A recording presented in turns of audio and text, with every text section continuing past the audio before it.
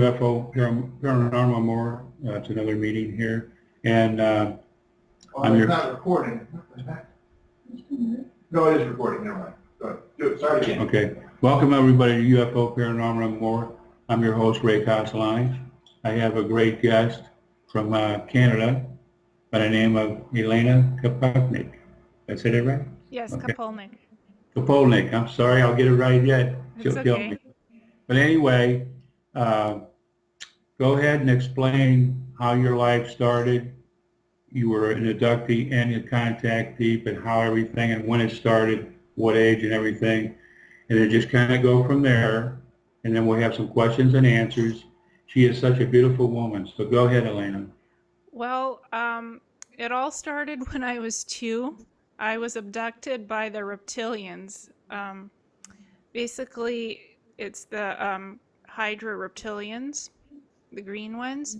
And it was from the age of 2 to 10. I was abducted on their ships, and they put in nanonite technology into my body, which is a little microchip computer technology, small chips. Basically, they infected me so I would not be able to do my future work as the Star Traveler in the present time. So basically, I was infected with an Epstein-Barr virus through the nanonites, and I ended up in the hospital for 2 weeks in Ukraine, paralyzed with migraines and a high fever. I almost died because of that infection that they gave me, and they continued to abduct me until I was 10 years old, and they did all kinds of experiments on me, genetically and stuff, to see how, when I would grow up, what psychic abilities I would have. So basically, they tried to take me out in the past so I wouldn't be able to do my contactee work in the future. But that failed. I survived, and obviously I'm here. So that's when it all started, when I was 2, and I couldn't sleep on my own in my own bedroom. I would always be afraid to sleep in the dark because I knew somebody was coming for me. And I recently found out that it was the Reptilians, because those memories were repressed. So I went to a quantum healing hypnosis session, which is basically hypnosis on the inner soul level. It's done on the inner soul. I was getting on her number. Go ahead. It's done on the inner soul. So I was in contact with my higher self to figure out what the Reptilians had done to me and why I still have this Epstein-Barr virus, which basically infects the whole nervous system, the thyroid, the brain, and it prevents you from doing the soul mission work that you're supposed to on Earth. But I'm still doing my work. I've overcome that. I know who I am and what I'm supposed to do here. After that abduction, it all stopped. And then in 2006, I started awakening. My awakening process started. I was sitting beside my computer at home in my room, drawing a fractal image of something. I wasn't sure what I was drawing. And then all of a sudden, this Stargateway portal opened up in front of my computer screen, and it took me down to this tunnel under the earth. I ended up walking through this tunnel in this white light, and I ended up in a corridor with a lot of doors leading to different dimensional gateways underground in this huge cavern.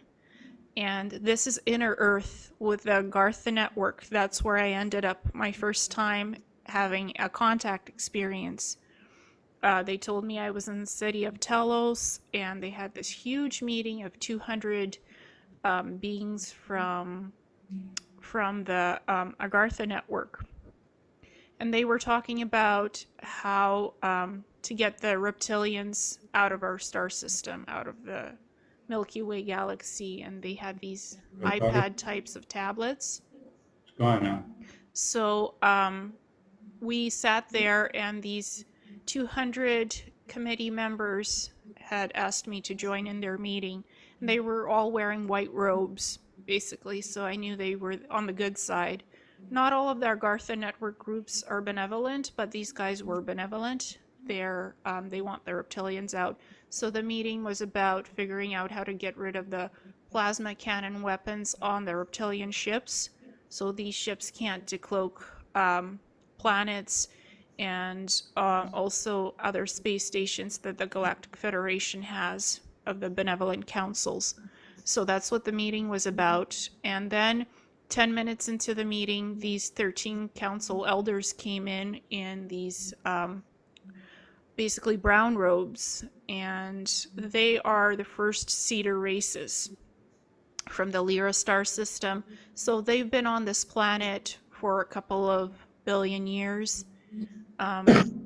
So basically, I was very privileged to be part of that group of 200 committee meeting of the Agartha Network group, the benevolent group. And basically, we were also discussing how to protect the various universal knowledge libraries that they have on various planets, where they keep the most advanced historical information about genetic sequencing, about evolution on other planets, on Earth. So basically, there's all these knowledge repositories in all the universe, and these guys are responsible for keeping that safe. So that was another part of the discussion in the meeting. And I was about there for 2 hours, I would say, their time in Telos, which is actually located under Mount Shasta in California.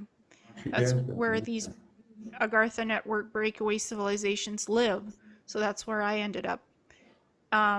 So that was about 2 hours, and then after the meeting, I was returned home through the Stargate portal again. And when I looked at my computer, I noticed there was a fractal image of this marble floor with this geometric symbol of some sort that turned up in my fractal image. So I have a little confirmation of that visit to Agartha Network. It was they allowed me to keep a memory of that and an image as a confirmation. As well, I served under the Ashtar Command with Commander Ashtar and his basically assistant. I was their communications attaché officer, and that was from 2001 until 2010. I was on their ship back and forth relaying information about how to stop the reptilian fleets that were cloaked and on their way to taking over Earth and the Milky Way galaxy and Andromeda galaxy. So almost 10 years I served with them, and I remember all of this information because I was on the ships quite a bit, visiting with them and doing the communications work. I got a question. Ashtar? Ashtar? Yes, Ashtar Command. Is he ambassador for Andromeda? No, he's separate, but he's part of the Sphere Alliance. Okay. He has a separate fleet. There's a few different councils and fleets. Ashtar Command is separate from the Andromeda Council, but they were the main fleet that were taking care of the Reptilians, trying to get rid of them from 2001 until 2010. Did you answer to him? Yes, I answered directly to him and to his attaché, who is female. And Ashtar had blonde hair, and the female had blonde hair as well. And when I was with them, I had long blonde hair. And I wore this sometimes white uniform, skin-hugging uniform, or a blue uniform. Ashtar Command, they have either white or blue uniforms. When you're on their scout ships and their fleet ships, their main ships, the uniforms are amazing. The ships are large, very large. Some of them are triangle, some of them are circular. The motherships are huge. So that's the 10-year work that I did with Ashtar Command. And they have these crystalline cities on their bases and planets. And I did some work where, some peacekeeping work, negotiations for them too. To get the reptilians out, to get some treaties signed so they wouldn't come Yeah. into your space. So that's how that started 10 years from 2001 to 2010-11. And then things went quiet for a while and I was just normal me. But in 2013, I realized that something was missing from my life, spiritually, emotionally. And I started doing healing work. I started learning Reiki. I started learning crystal healing. I started learning shamanism. And also that's when the contact started with the Andromeda Council. Basically, what happened is I started going on the biosphere ships and I started seeing their healing bays, how that works. They have these beautiful laser technology that heals people, their auric fields, their emotional state of being, their body. So I started seeing these biosphere ships and I had no idea what they were or who these people were. So I contacted Tolik in 2014, and Tolik is the official Andromeda Council representative, human representative for them. And he asked me to do some graphic work for him to show for his presentation that he was doing in Mount Shasta, to show some images of what the vice chairwoman Tanya looks like, Tanya Pikai. She looks like Charlize Theron a lot. So basically, I did that work for him. Also, Ambassador Tonka and Maka, they're Native Americans from the planet Dakota, and Tolik is also his soul originated from the planet Dakota. So that's how I was brought in to have higher contact with the Andromeda Council. And I've been on their primary biosphere ship a lot. Basically, I've been in contact mainly with my Andromeda Council avatar friends, Sanea, and also another friend of mine up there. So I've been talking to them, viewing timelines. I mostly work with Ileana. She's the higher Andromeda Council contact, and they're both my avatars, Ileana and Sanea. They're both blondes. They look like movie stars as well, just like Tolik's contact, Tanya. So, and recently, the most exciting thing that happened, on December 29th, what people thought was an earthquake in British Columbia, Canada, off the north coast of Victoria. That was actually a reptilian ship that was taken down by the Andromeda Council primary biosphere. I want to cut in on that just for a second because you know why. George, my elephant man, is part of my Fab Four. He knew it 3 weeks ago, but he knew who was going to be the ones that would get the confirmation, which would be your people, to do that, blowing up of the craft. But no, go ahead. I just want to throw it in there because we back you up on that one. But that's you guys get yeah.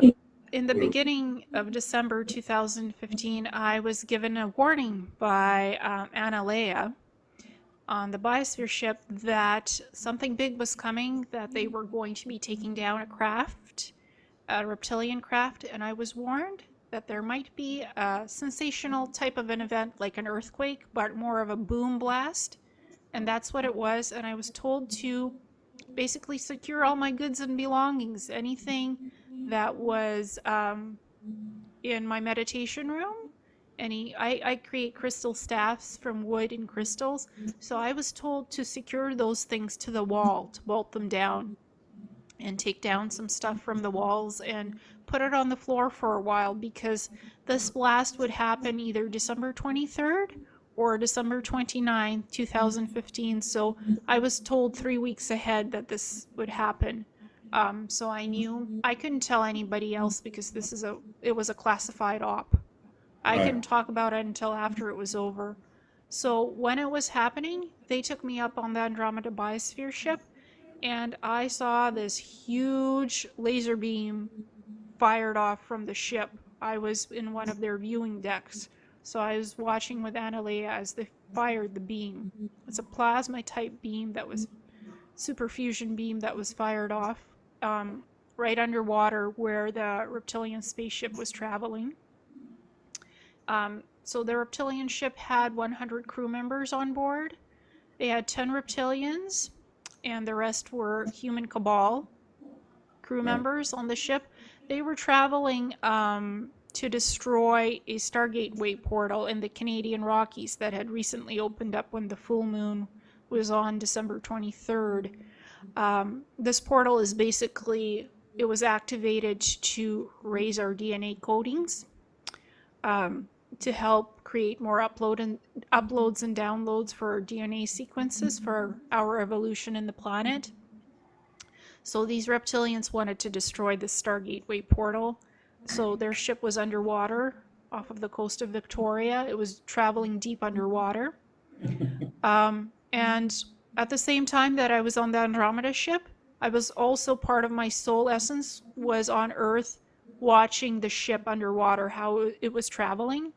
So I had a viewpoint both from space and from Earth of how the beam was fired on the ship and how the ship was destroyed. So I was basically in two places at the same time. I have special astral travel abilities, so I could be physically in one place and also physically in another and see things at the same time in multiple places. So basically when the reptilian ship was destroyed, there was 3 life pods that escaped from the ship. Basically only 4 reptilians survived and 30 human cabal crew members during the escape. And those 3 life pods were rounded up and they were taken off planet. So these guys are not here, the ones that were on the ship. These life pods were long, green shaped. And the reptilian ship itself, it looked like a circular type craft, big, very big. It was a mothership and it was grayish blue. It was needle-nosed as well, needle-nose shape, typical reptilian warships, and it was a warship. So that's what was destroyed.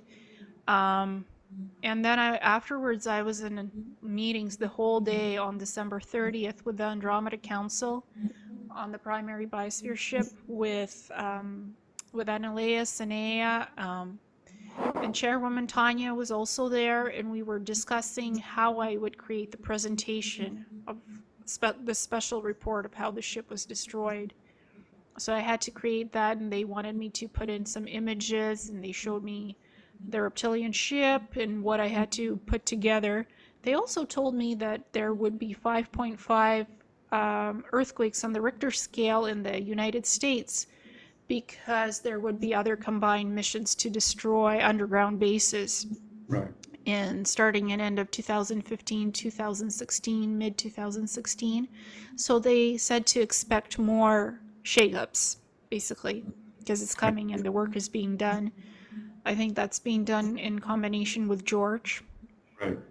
And the Andromeda Council is also involved in that because they want the reptilians off this planet ASAP, like now. Exactly, and plus my guys have heard of your guys in the same way when I talk to Tully, and everybody backs everybody up.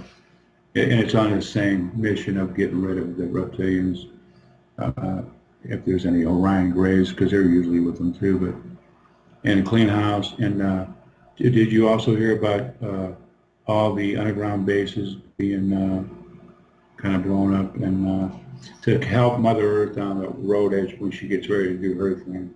Yes, that's what the Andromeda Council told me in the meeting, that would be happening further down in 2016, sorry.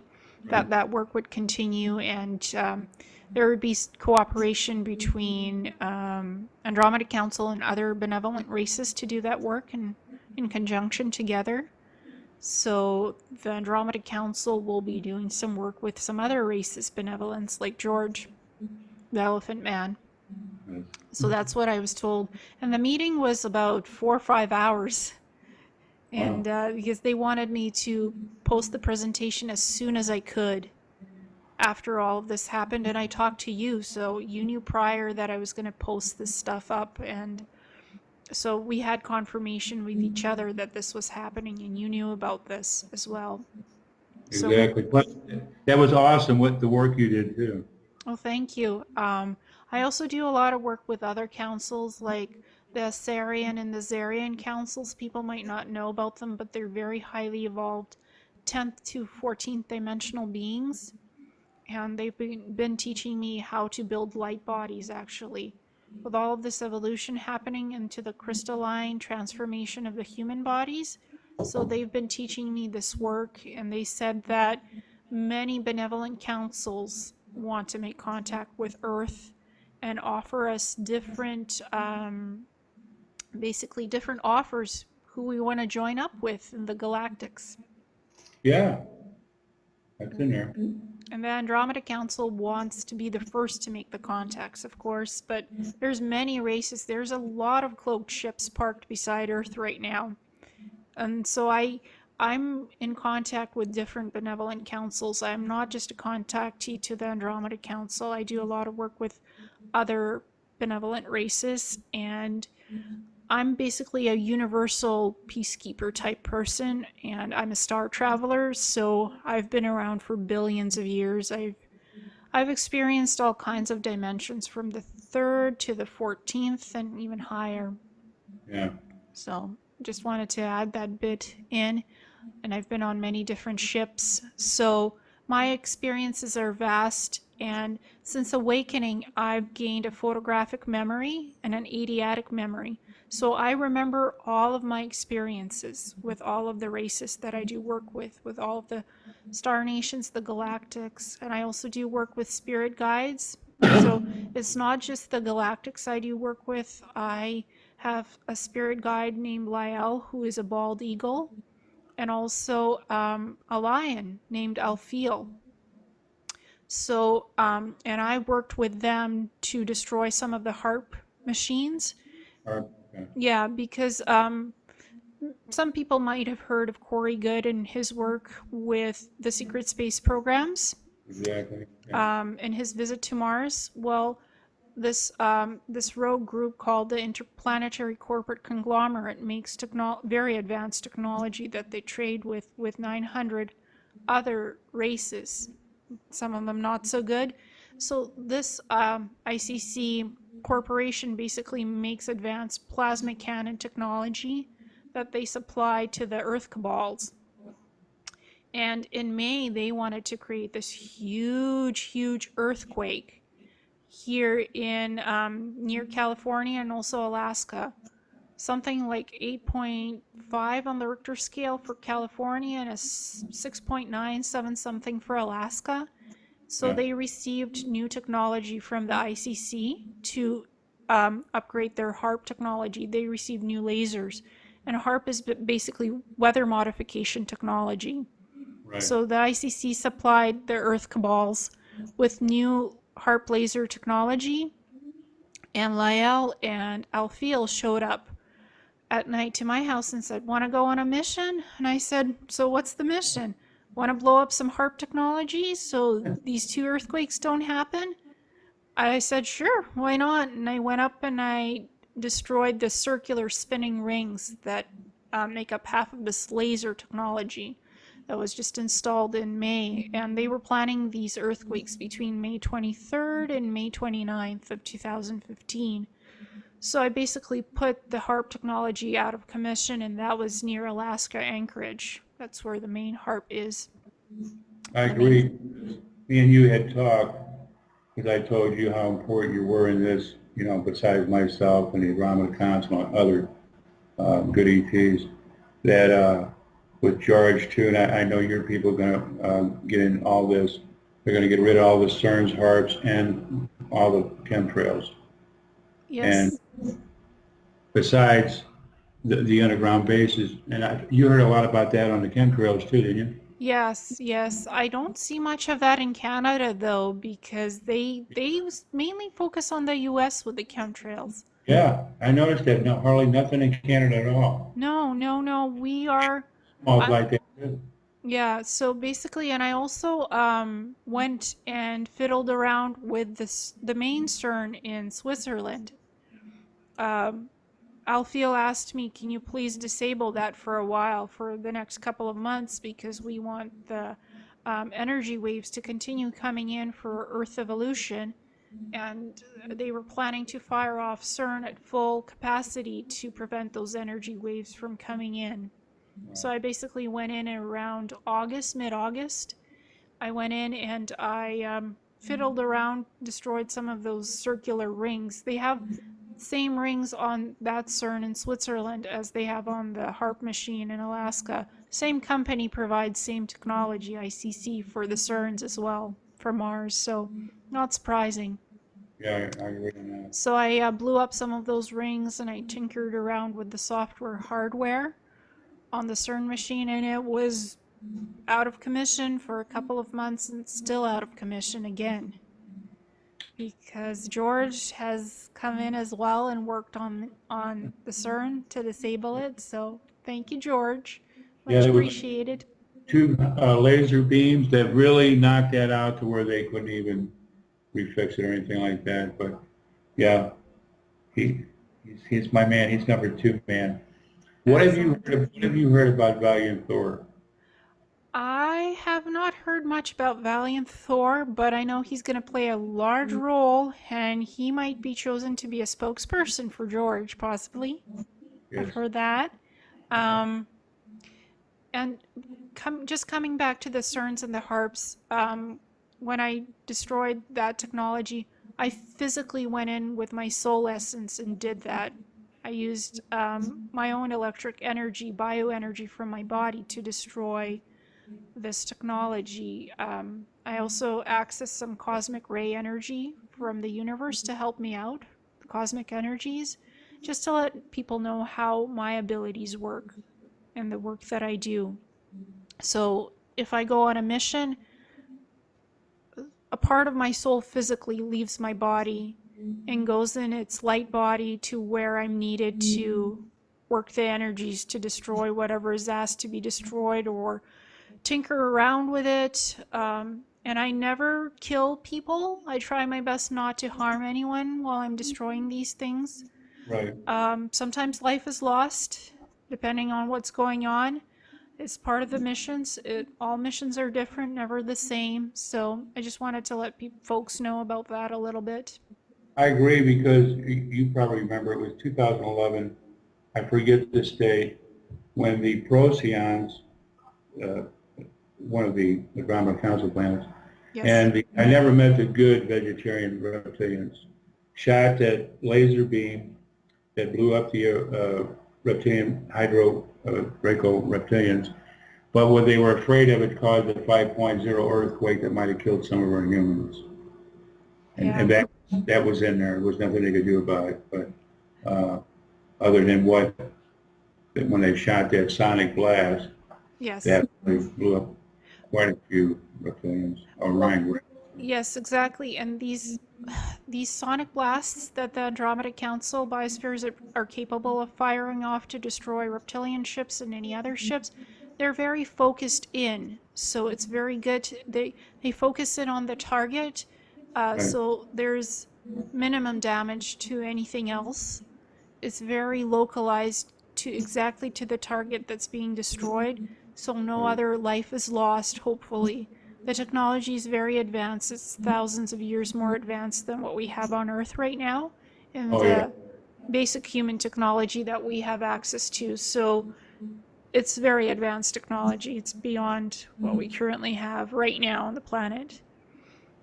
You have done so much. It just amazed me when I first met you, because I always told you I wanted you to get out and spread out more, and that's what we're doing, and that's what we're doing here. Because I just did translation in France with my good friend Chris that wants to do you and translate in France. And there's Edwin Garcia, who I think was on Monster Quest, his big time radio show in Mexico. And I know Boris and Rosa Gonzalez, who live in New York. They set me up with him. Matter of fact, I just talked to him on Skype, so we're going to set up a Skype. I'll do my live story and drawings with him. But you're going to go into France with my friend Chris in Panama, and then I want to get you in Mexico. I want you to be spread too, because you're very important in this, just like me.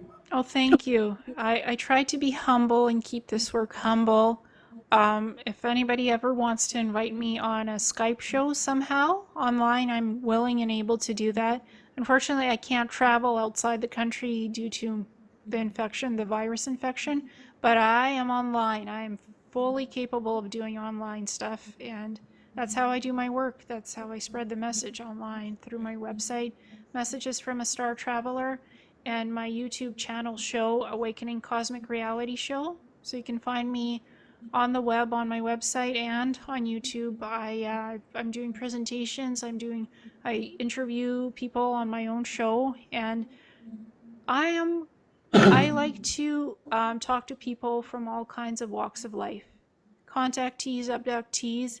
For me, these are very important people, and their life stories deserve to be heard. I agree.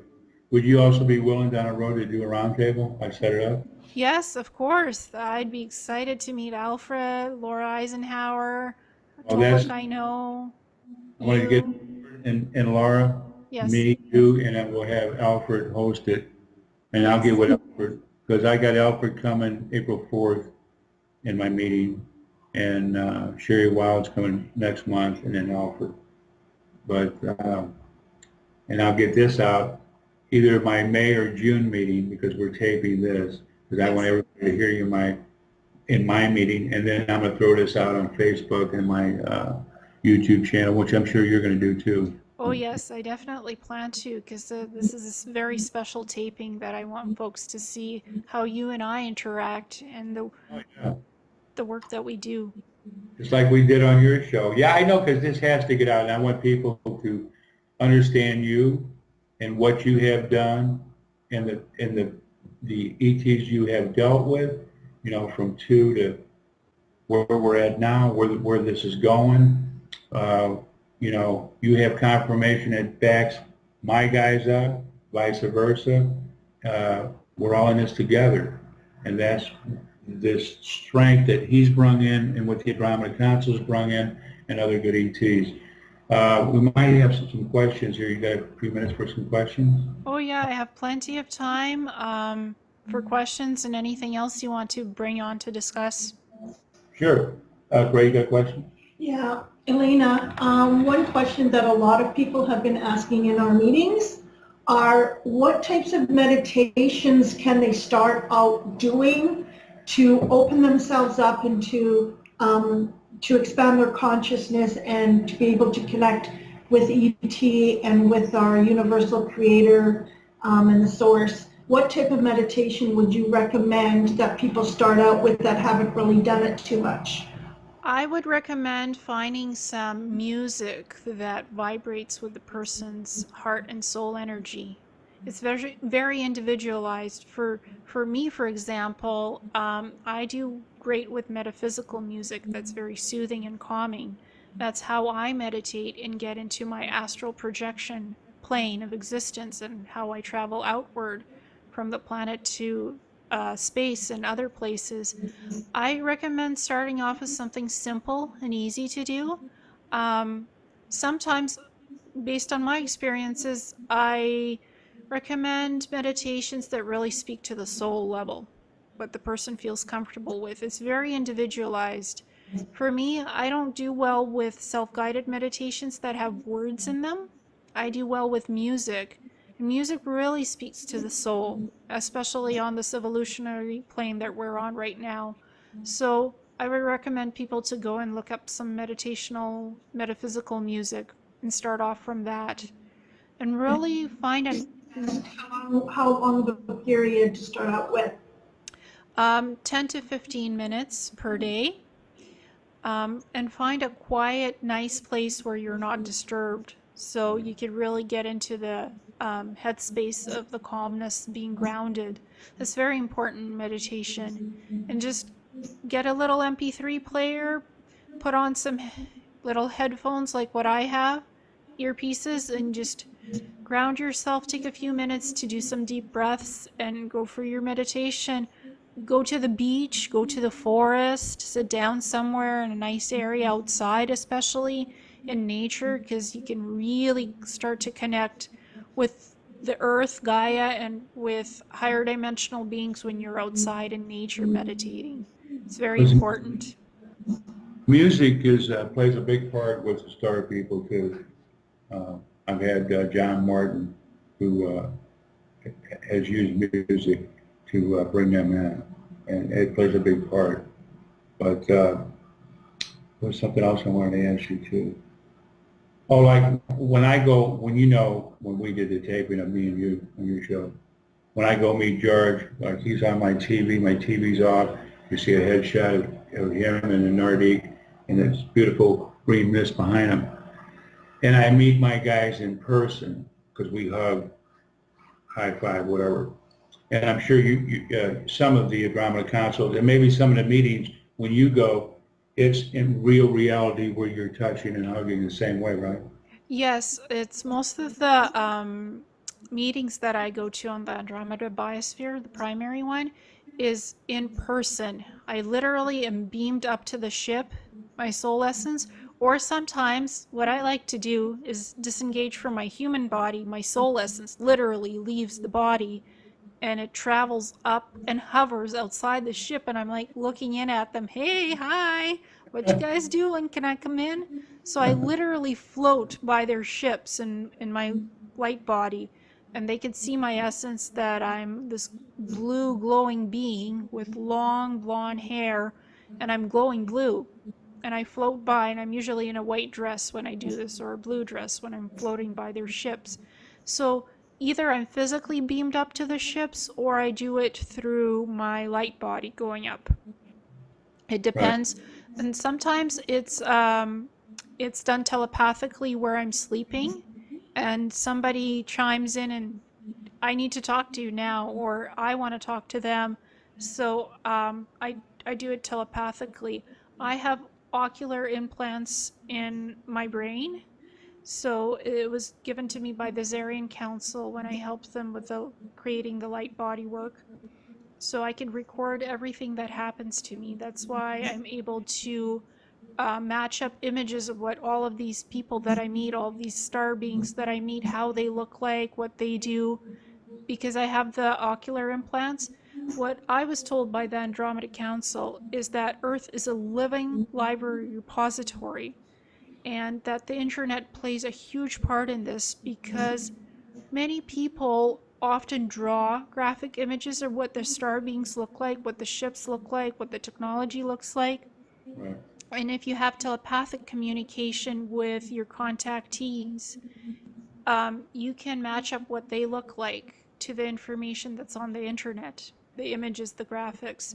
So that's how I match things up on my website. I give an informational description, but I also give images of what these beings look like, so there's a visual storyboard of what's going on in my experiences. That's neat. I agree. That's awesome. Yeah. With the Galactics. Ian, you got any questions? Yeah, actually, two. Just speak out loud. We got Ian. This is Ray's husband, Ian, who actually puts us on. So, he does everything. Go ahead. Ian. You had mentioned Ashtar Command, and so I have some questions about that, because probably a couple. Go ahead. One is there's been a lot of mixed information about Ashtar Command from a lot of people in our community, both positive and negative. Obviously, you have confirmation that it's positive, obviously, because you were involved with them. My first question would be, what would the negative information about Ashtar Command, where is that coming from, and do you know who's putting that out? Well, there are groups of rogues in some species. Yes, Ashtar Command has some rogue groups that try to infiltrate the benevolent fleets. Ashtar Command is said to belong to the Galactic Federation of Light. I don't agree with that. They don't belong to that. That's where the rogue groups come in from, the Galactic Federation of Light. They claim to be Ashtar Command most times, and they have these evolutionary chambers where they want you to come on their ships, and they say, "Oh, we'll fix you, we'll evolve you in these chambers." Don't go there. Like Tolik says, don't go in those chambers. They accelerate your evolution, but it comes at a price. You're not able to evolve on the organic level anymore if you go into these chambers. It's like a quick fix that wears off. So there's a lot of disinformation on the internet about Ashtar Command and the Galactic Federation of Light. Some of the Agartha Network groups are connected to the Galactic Federation of Light, and they've made some deals with the Reptilians and the Cabal. So not all Agarthan groups are good either, and there are some parts of the Ashtar Command that went rogue. That's not the people I dealt with, obviously, because I wasn't harmed, nothing was done to me.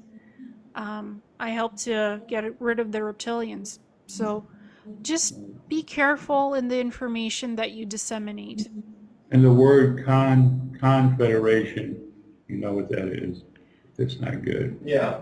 And then my other question is, with Ashtar Command, that probably you obviously know about this, back in the late 70s, early 80s, I don't remember exactly when it was, the rather famous English TV message, I would assume that was from your Ashtar Command contacts that did that? I don't know about that. What year was that from? I'm going to have to get back to you on that because I don't have the exact information. But basically, from what I understand, it took place, and I've seen videos about it, and so it's great. Yes. There was an interruption in English TV news with a message that basically came from Ashtar Command. I should think Ray probably knows about that one. Yeah, I heard of it, yeah. Yeah, so I was kind of wanting to make a connection. Ray or I can look it up, and Ray can send it to you. Yeah, we'll send that to Okay. you. No, I wasn't aware of them doing that. Maybe they did it when I wasn't with them, because I'm not always with them. I have done some recent arbitration work in their crystallite cities in Ashtar Command, where we actually got the Greys to take off some of their technology collars that Reptilians were controlling them with. I think they were Orion Greys, so there was 4 of these Greys in this crystal city, and another psychic friend of mine was with me. We were we actually were beamed up to the crystalline city, and we were showing these Greys they could take off these collars and be free again, because they need to reproduce to create a new species. So I did some arbitration work. That's my recent experience with Ashtar Command. They loaned one of their crystalline cities to us to do the meeting in for their arbitration work. Even some of these Greys they were duped, basically, and their genetic coding was changed, and they were basically created more like robots instead of living beings. But some of them want to go back to their organic state of being and actually evolve from the 4th dimension higher. So they're trying to reproduce again and be more human-like than robotic, engineered AI types. So we got them to take off the collars that interface with all of their technology. So they're no longer tied into the technological net on their ships, and they're able to interact with the light source and actually evolve. So I can tell you that recent work that I did with Ashtar Command. On some of them crafts, as I know on like the Circle Greys, living organs inside the craft, because they're vegetarians, they had these vines, and this was back, 1959, I was 12 years old, and but this was one incident.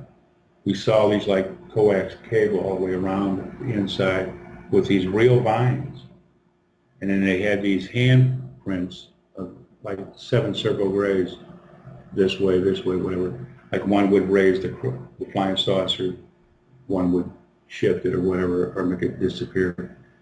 But by this one Circle Grey, because we were sitting in these colored chairs, me and my late father, and this main Circle Grey was talking to us, And I seen that one Serpo Gray take that vine and pick it up and stick it in the side of his hand. That's when I nudged my dad and I said, he's feeding himself. And a lot of people don't understand, and I'm sure it's with the Andromeda Council and some other crafts, where there's living organs that have something to do with our DNA.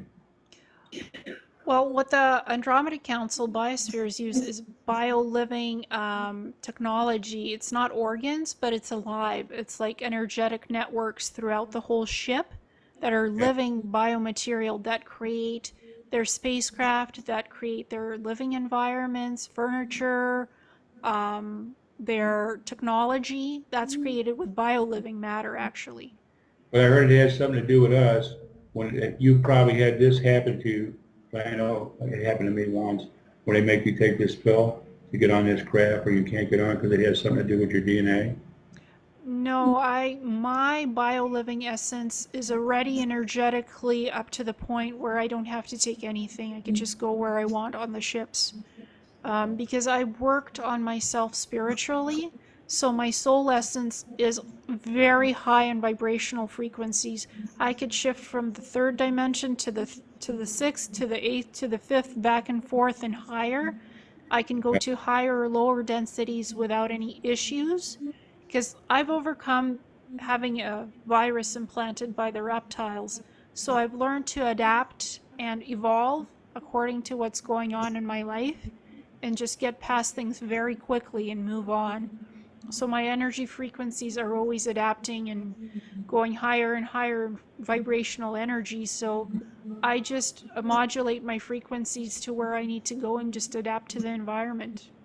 Cool. So I don't need to. Some of the Andromedan biospheres, they have these different environments for the different races, because it's from 3D to 9D and 12D. The Andromeda Council members.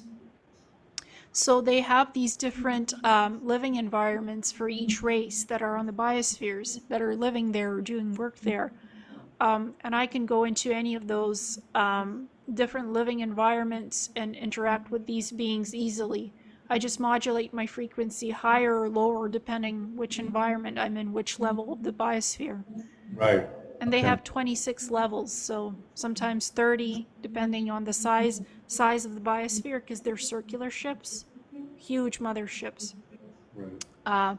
So I don't have to take any pill. I just modulate my bio-living essence frequency and vibrations, higher, lower, and density scales.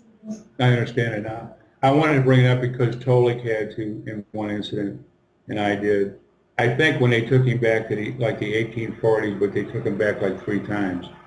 But the ambassador at that time said, before you get on this craft, you have to take this pill. And it had something to do with the DNA. Because I went through it once, but I just thought maybe you had went through it at least one time. No, never. I've done quantum leaping, traveling to the future and seeing future events, and traveling into the past and healing my heritage, my family lineage that's earth-based. From my human parents, I went back in time and did some healing work. That's how I learned to modulate my living frequencies, my soul essence frequencies, higher or lower, depending on where I need to be. That's where I learned to do the work. I also learned white magic, Wicca, and that teaches you self-discipline. That teaches you how to work with your living human essence energies and how to raise your frequency vibrations to higher levels, so you can travel to the higher dimensions or lower dimensions depending on your mission in life. So, and the shamanic work that I learned as well helped me with that. I did a lot of training beforehand, spiritual training and emotional training, before I even started this full contact with all of these benevolent species. So I had to train myself to remember who I am as the galactic star traveler, remember my higher cellular memories, lift my veils of forgetfulness, because we all have veils of forgetfulness to a certain degree. Because when we incarnate into this human body, we don't remember sometimes who we were as the galactic beings, our higher selves. So I learned how to take away the veils of forgetfulness so I could get that information back. Do some training before I had the full contact experiences. Do you think sometimes that forgetfulness there is also so that we can continue doing the lesson that we're supposed to learn down here, though? Because I know there's several lifetimes that I remember myself. I remember being a medicine woman when I was Native American. I remember being a black slave, being captured in Africa and coming over on the ships with the metal collars around my neck. I even have started to have memories of, like I have seen spirits and I've done readings for people in the past. I've done color therapy in the past. I'm also from Canada, and I've started to remember little things as a child. I've started to remember when Rich Lenny was talking about the fairies, that I used to speak and sing with the fairies in the rock garden. And I asked Rich Lenny because I remembered music, and he hadn't remembered about music, but Ray had brought up, yes, that there is some music involved with the fairies and some of these. The 3-inch guys. With the 3-inch guys, exactly. So I've also received some telepathic messages through George's group. A person by the name of Emerald, although I'm not sure who exactly she is yet. I've been shown symbols, all kinds of symbols, and I was told that they were downloading language and where creation comes from. So there's a lot of things that I've been getting. I've been getting pictures, like draw a dolphin or draw a parrot, and then I would draw them, and on Monday I'd come in a meeting and Alexander Horvath was there with his book Cetaceans. He says, do you want to buy this? And I said, yes, I'm supposed to buy this book. I would draw a parrot, which is a talking bird, and Ray would find out a few days later that he was going to meet with the talking bird man.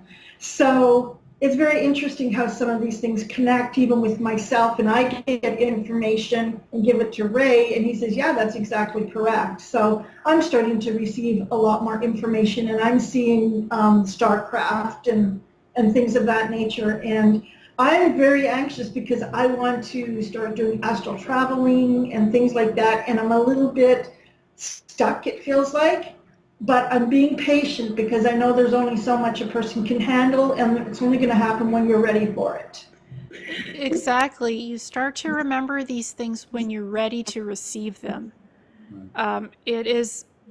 Everyone has these cellular memories from their original star galactic blueprints that are embedded in their soul essence matter that's inhabiting this human body. So this human body is kind of like, it's your skin suit, but your soul essence is the one that's powering all of this, and your soul essence is the one that has these cellular memories. And there's degrees of memory and degrees of these veils of forgetfulness. It's not just one veil, it's a couple of them. And it's layered, it's all layered, and you lift them when you're ready to energetically remember something or learn something from your past experiences. For me, for example, I just lifted all of the veils. I ripped the band-aid off quickly because I knew I had to do something in my mission on Earth. So I had to rip off all the veils all at once for accelerated evolution to happen, because I learned that I had a soulmate, an Andromedan soulmate, who was trapped in Peru in the under the Maramura Stargate portal. I learned that in 2014, and I astrally went to Peru to help rescue her. She was trapped by these Greys 2 million years ago, 2 million years ago, and basically she was in cryostasis in this primitive chamber under Peru in the Maldek tunnels. So I had to remember quickly who I was to help her, because she needed plasma transfusions to survive. She is this beautiful, beautiful blue, she has this blue skin, beautiful glowing skin, and long blonde hair. And she's my soulmate. So Andromedan soulmate from the time when I was working with in the Andromeda galaxy as the star traveler a few billion years ago. But she wanted to help Atlantis 26,000 years ago, to help them evolve organically and to stop all their technological experimentation. Fortunately, nobody listened to her, and she was trapped by the Greys in these Maldek tunnels under Peru. So to help her be rescued, that's when my original Andromeda Council contact started with my other 4 soulmates. Renat, male, Tanai, also male, Sinai and Analea, other 2 female soulmates. So these 4 are Andromedan Palladian. So they helped come in and rescue my soulmate, Akira, the one with the blue skin, who actually is on planet Ventra right now. She's a horticulturalist and astronomer. So is your star seed Andromedans or the Palladians? Who is your original? Well, actually, my origination is from a planet called Kanatra, which is very far away from the Andromedan galaxy. I was born on a fire planet, but my soul spark has a few different star origins. I relate to my Andromedan Palladian hybrid star origins. I actually see myself as a blue Andromedan Palladian hybrid most of the time, where my skin is light blue, just as Akira's is, and I have long white blonde hair, almost white. That's sometimes how I see myself when I'm in my light body. So I have a few different star origins. I'm not just one star origin. I have many. I agree, because there is, like, so many cousins of Octarians, Andromeda, whatever. There's more, but your main star seed of the planet you came from, that's who your main ET essence is with. Yes, as this, I was this golden woman living on a fire planet, and I had wings. I had this golden skin. I remember that. That's one of my first memories. But I relate more to the Andromedans and Palladians because my soulmates are Andromedans and Palladians. So, and those are the main people I've been working with. I've been going to various Palladian planets, visiting with old friends, remembering and spending a lot of time on the Andromedan biosphere ships. So that's where most of my time has been focused. But I do have other contacts with other beings. So I found out some things on me, but I'm going to save it. And I'm leaving everything kind of surprised. This came up in the last meeting I had with him, and there's some other things involved that's pretty cool that I found out. When I was on your show, me and you talked about this, because I always say it in my meetings. We do the human way, we think the human way, we want everything now. And you would agree with this, even when I did it on your show. With the 3 major years, 2015, which is past, the silent year of 2016, and the major year of 2017. Wouldn't you agree, even with your people, and me and you, because we have agreed on this, that we're getting real close, even closer now? oh yes, actually we're getting very close. This 2006, not such a silent year. Oh, 2 weeks ago, I was up with Analea and Sinea on the Andromedan, again on the primary biosphere, measuring timelines. And one of the timelines said 80% economic financial collapse imminent on Earth. It was I felt it kind of like in a robotic voice, because I perceive timeline measurement through telepathy. Even when I'm physically on the biosphere ships, I actually look at the percentages. They said the percentage was possibly at the end of 2016, this major economic financial collapse would happen worldwide, not just one country, not centered in one country, but all over the world, just economic chaos. right. And based on these stock market crashes and other things, I wouldn't be surprised if it possibly happens. Again, I don't give fixed dates because I don't have fixed dates to give. Go ahead, keep going, Squeeze. Yeah. Just answer it. We're going to stop for 1 second. Hello? Hey, I got a show going on. I'll call you back. Bye. He's too popular. That's Ileana from Ghana. Oh, Leo's going. It's a girl, a friend of mine in Ghana. But anyway, go ahead. What's the girl's name? Ileana. Oh, confirmation. I'm named Ileana. That phone call should be in the show. That's a confirmation for me that I'm speaking what I'm supposed to say. So Okay. there you go. Sometimes you get a phone call. 2 Ileanas. So somebody is saying something important here. There you go. It's a confirmation. Sometimes you get a phone call or something happens in your live show and you get, oh wow, well, what was I talking about? Economic collapse possibly. So another Ileana called in and chimed in. So for me, that's a confirmation that this could happen. I know that seems bad for the humans. It's actually good because it gives us a chance to stop this fiat money system from spreading. It's like cancer. That's where it's going to go. It's all going to disappear because we're not going to be in that monetary system. We're going to be in that monetary system of energy and goods, no disease. Mm-hmm. You know, I don't have to tell you this, Ileana, because we've agreed on this. You know, when you were hosting me, but and all that's in here. And there's a lot of people on this planet that have no idea what the hell is going on. Yeah, You know? money is basically empty paper. It's all based on communities working together as equals. It's not even bartering of goods and services. It's not even about bartering. It's about communities coming together and working together for the equal cause of positivity, creating positive energies, creating not a commune in the community, but supporting each other with what you create in the community so you're not isolated, you're not separated from each other.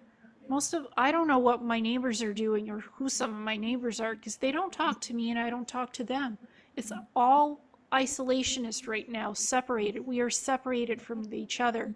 And that should come to an end with this money system. We will be working as equals together in communities, helping each other.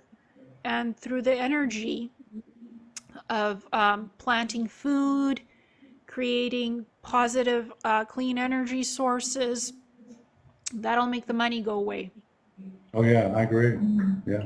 Have you got any idea or got any information about the ascension or ascension processes, or what information can you give to people about that? Because many people are getting impatient. Go ahead. Well, many people are experiencing ascension without realizing it. A lot of people are getting sick. They're becoming intolerant to certain foods that has GMO, that has gluten in it. That's your ascension beginning, folks. That's your waking up process.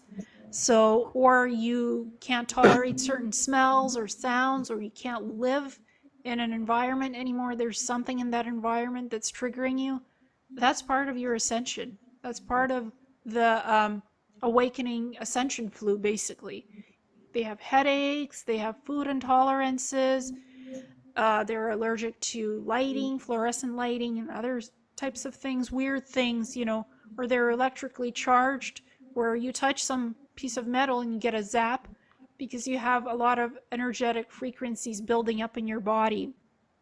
Unexplained things happening to you. That's your awakening process and your ascension process. Because the earth is evolving into 5th dimension, and we're trying to keep up with that. We're trying to evolve as well. That's what's been happening to me. And also Tolek talked to Sherry Ridgway. Yes, I've talked with Sherry personally as well. And some of her body parts are disintegrating. Yes. Yeah. Her body is literally, rib cage is disintegrating. My tail is gone. Yeah, and I have these vibrations going up my left leg and arm a lot. All the time I'm like vroom, vroom, vroom, vroom. And I hear it in my leg. I'm like, oh, I'm getting an upload or a download energetically. So I know that something is being worked on in my body. And I'm very food sensitive, so people are experiencing evolution without realizing what they're experiencing. They go to the doctor does some blood work, some tests, and tells them there's nothing wrong with you. It's all in your head. You're imagining it. You've just imagined all this. And the person says, no, I'm physically feeling these things. And the doctor might say, you need therapy because you're imagining these things. The person's like, no, I'm experiencing these things physically. That's higher evolution. It might feel bad to you, but it's not. Right. It's just your reality shifting into something bigger. And there's a lot of energy involved in her. You know, we have energy in us, not just electricity in our hair, and this is some of the process of the ascension. And there's so much more.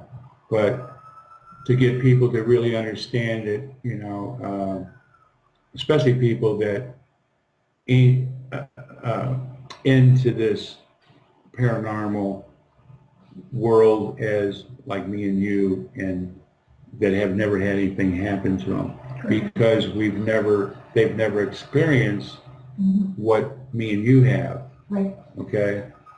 I mean, I'm not saying that even some of the people like Ray and people and Ileana that's in my meeting, there's a lot of people in there, they're new and they're interested, but they're trying to find out what is going on, what's true, what's false, who you follow, you know, people like you and me, Alfred, Laura, people, you know, telling the truth, not bullshit.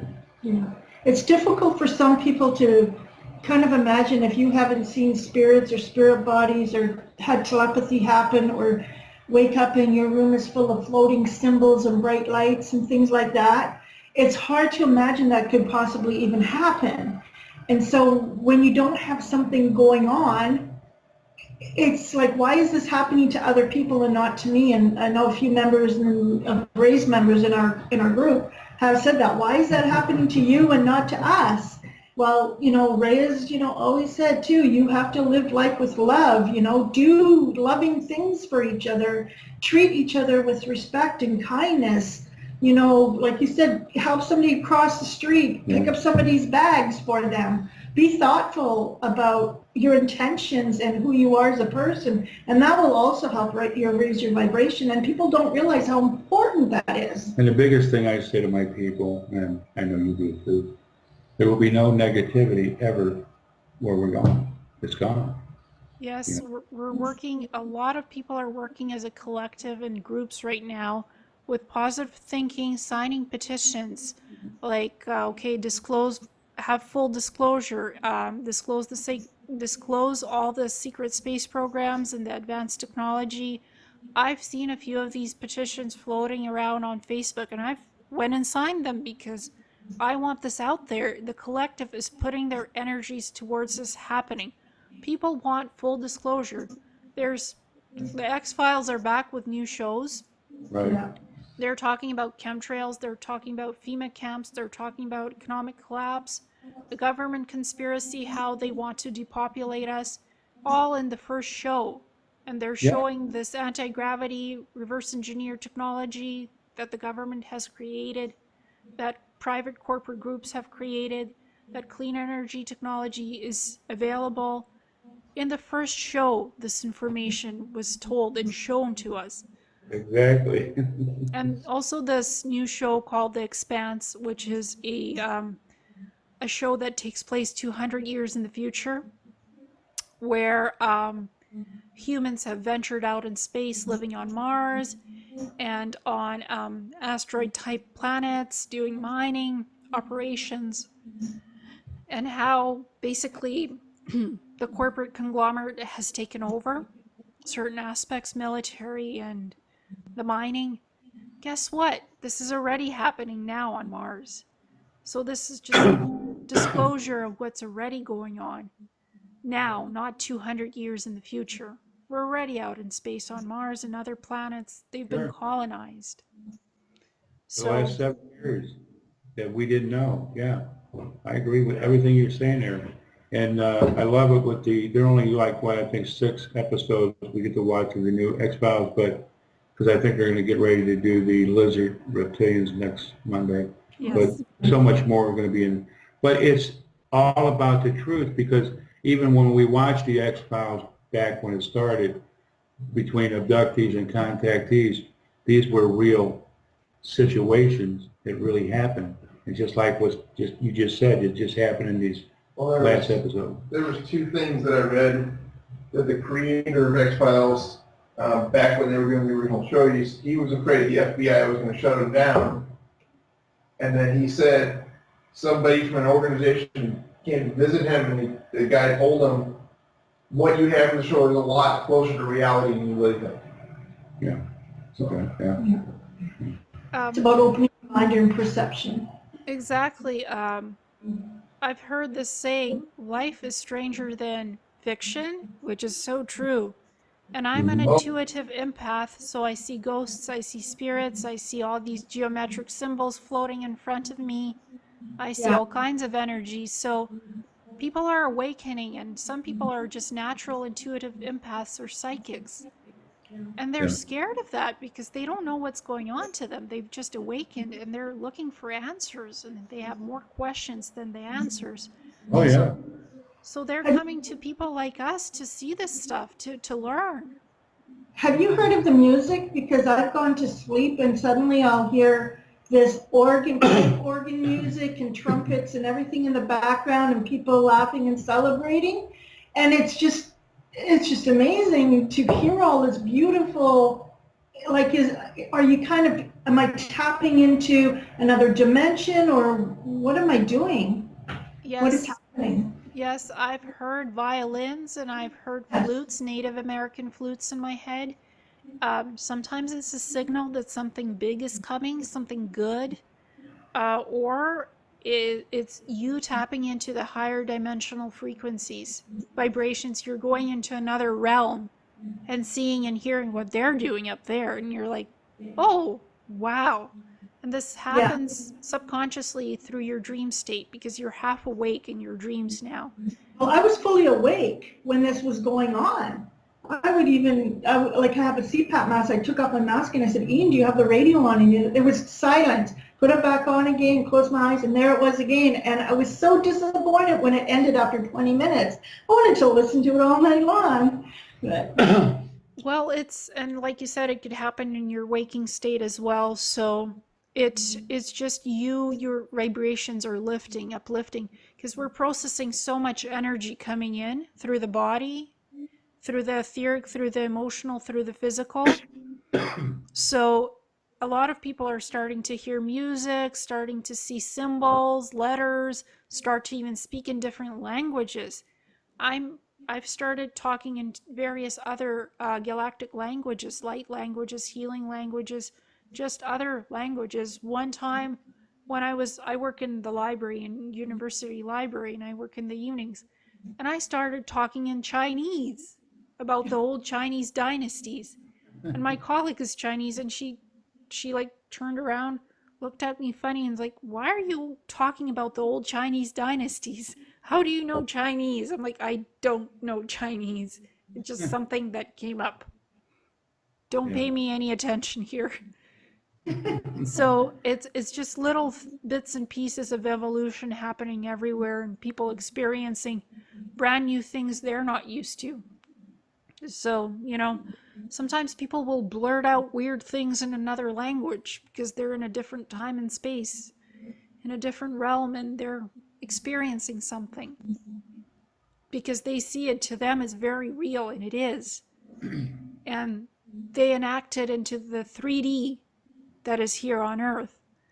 So it's interesting how that works. This is a really awesome show. You've really brought out even a lot more, and I commend you. It's an honor to have you as my friend.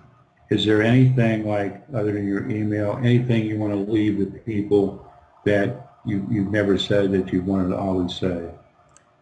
Folks, trust your inner intuition and work with your higher selves, because that will always save you. And it will always give you the truth. The truth is within you. Work within yourself to discover who you are as a person and just trust yourself, trust your gut instincts. So that's what I would leave with the people, because I'm trusting myself and who I am and what I'm doing here, and to continue evolving wherever that takes me. Very good. You want to leave your email or any contact for people to contact you in any way?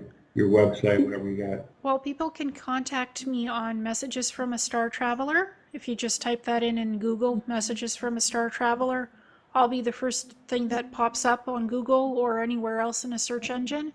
And you can always go to my services page, and under there in the contact page, you can write me in the forum or contact me that way, or you can contact me through my YouTube channel, Awakening Cosmic Reality Show. If you go into the About page, you can, there's a button you can click to send me an email that way.